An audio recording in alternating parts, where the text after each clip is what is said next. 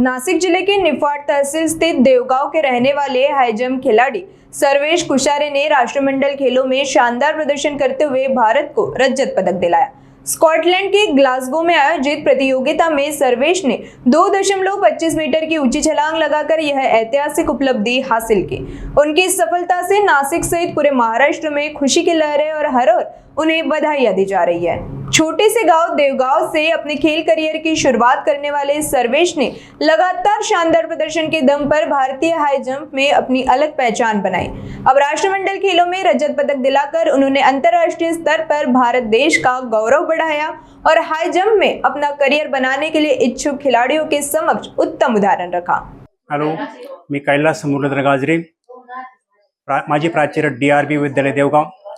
सर्वेश हा माझा विद्यार्थी जेव्हा तो शाळेत यायचा त्यावेळेस त्याची खेळाकडे असलेली आवड आमच्या DRB विद्यालय देवगावच्या क्रीडा शिक्षकांनी बरोबर हेरली आणि त्याचा जो उत्साह किंवा जी आवड होती ती आवड म्हणजे उंच उडी त्याला दिली आणि तो अगदी बेसिक स्तरापासून त्याने सुरुवातीला जो सराव केला तो सराव फक्त त्या मक्याच्या भुशाच्या त्या पोताड्यावर सराव केला आणि त्यातून हळूहळू तो अगदी ऑलिम्पिक पर्यंत पोहोचला।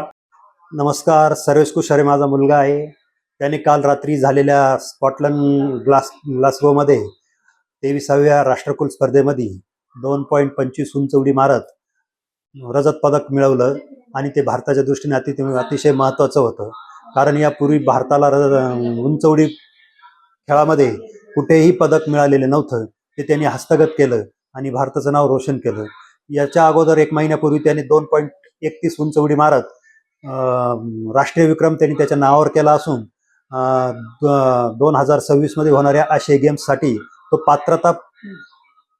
पात्र झालेला आहे आणि त्यांनी त्या आशिया गेम्समध्ये गोल्ड मेडल मिळवे अशी अपेक्षा बाळगून मी त्या दृष्टीने त्याला आशीर्वाद देतो थांबतो। नमस्कार, मी रोहिणी सर्वेश कुशारे यांची पत्नी।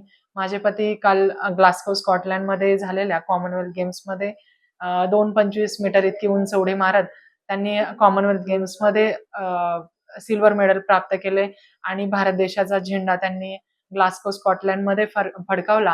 ही माझ्यासाठी व माझ्या परिवारासाठी खूप अभिमानाची गोष्ट आहे आणि विश्वास आहे की पुढे येणाऱ्या एशियन गेम्समध्ये सर्वेश याहून अधिक चांगली जंप करून भारत देशाचा झेंडा जसं स्कॉटलंडमध्ये फडकावला तसं जपानमध्ये फडकवतील आणि सुवर्ण पदक देशासाठी प्राप्त करून देतील।